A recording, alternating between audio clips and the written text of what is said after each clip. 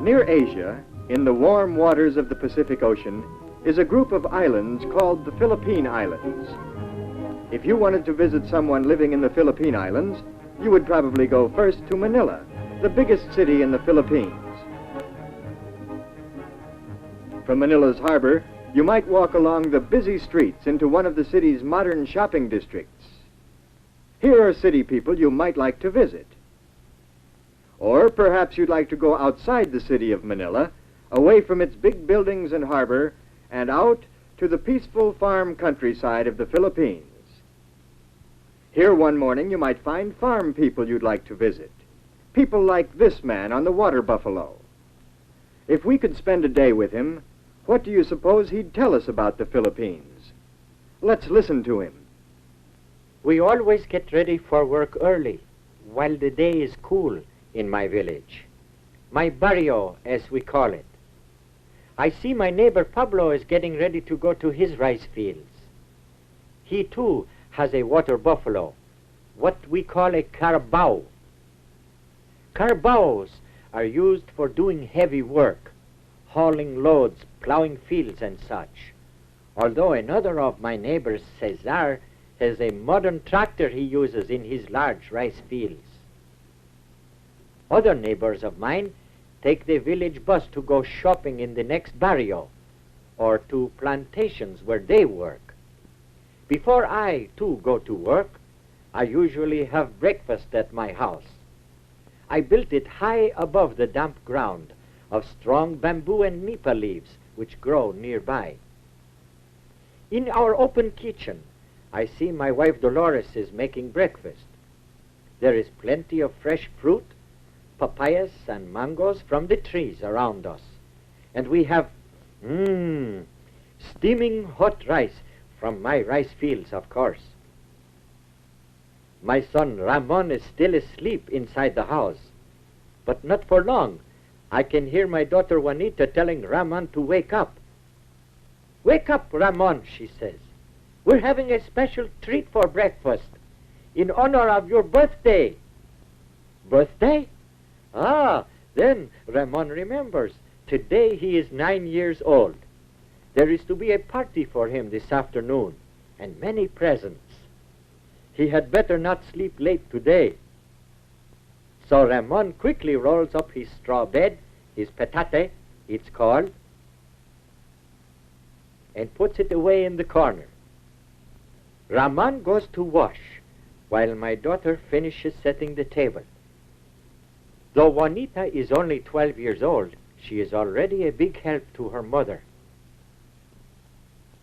I see she has set the table well.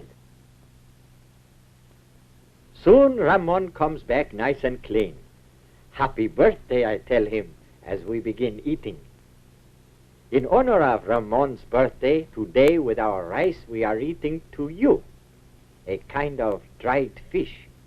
Ramon likes it very much. But I think his mind is also on the presents he hopes to get later at his party.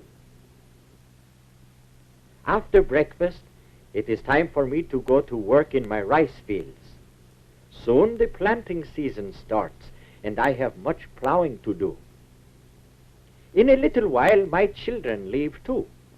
Ramon and Juanita must also start out early from our house, for the public schools they attend are a long way from home.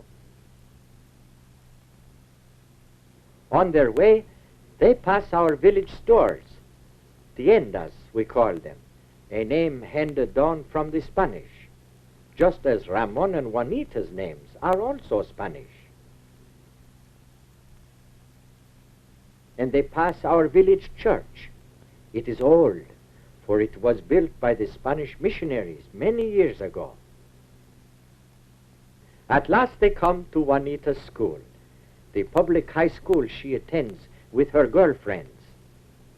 Before their classes begin, they like nothing better than a game of luksong lubid, what you might call jump rope. Before his classes start, Ramon likes to play too. At his elementary school, tug of war is a favorite game. Today, Ramon is the leader of his team. Later in class, Ramon is taught many subjects. One of his favorites is geography. In the classroom, English is spoken, and it is one of the main languages we use. Today, Ramon has a question about the United States. His teacher shows him the United States on the map of North America. In the meantime, in her high school, Juanita studies many subjects too. In home economics, she learns to sew fine patterns and do fancy stitching. Embroidery like this was first taught us by the Spaniards, and today it is an art many of our Philippine women are proud of. Meanwhile, my wife Dolores is finishing her shopping in our barrio. At the village stores, the tiendas, she can buy many of the things we do not make at home. Today she needs some seasoning to cook the food for Ramon's party. Then, her shopping done, my wife comes back home to start the cooking. At 12 o'clock, my children are out of school for the day. Other children will attend in the afternoon, but Ramon and Juanita now have work to do. Ramon will help me with the plowing, while Juanita comes home to help her mother. There is much to do to get ready for a party.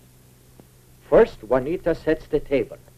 Later, she may take a turn at barbecuing the pig her mother has prepared. We call roast pig lechon. It is a treat we can afford only on special occasions. By late afternoon, Ramon and I have finished our plowing in my rice field. It must be ready for planting when our rainy season begins. The work has been hard for both of us and for my carabao. Now it is time to go home, so Ramon and I unhitch the carabao. Then we take him back to his place near the river. This is where he stays until I need him the next morning, deep in the cool, muddy water carabaos love so much. Then back we go, along the road to our village, to our house. There, look, Ramon, what a sight! Everyone is gathered for the party. Happy birthday, they all call, his aunts and uncles and cousins, and his school friends. Happy birthday, Ramon, they say. My Ramon is very pleased. What an honor to have so many people celebrate his birthday. Very politely, he kisses his grandmother's hand. She has a present for him, a pair of long pants, she says. Ramon thanks her and greets his grandfather, too. Grandfather also has a present for him. You see?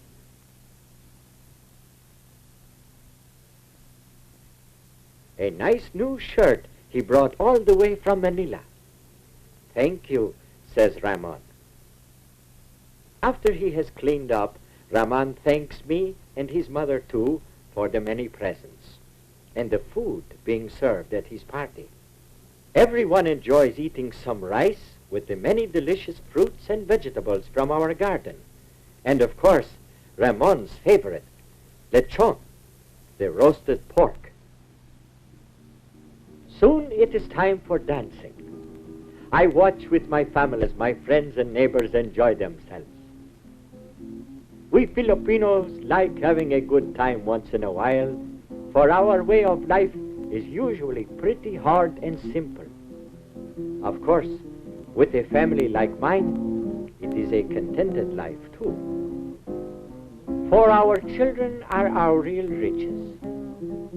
I work that tomorrow may be better for them, for my son Ramon and my daughter Juanita, so that they in turn will make a better life for themselves and for other families of the Philippines.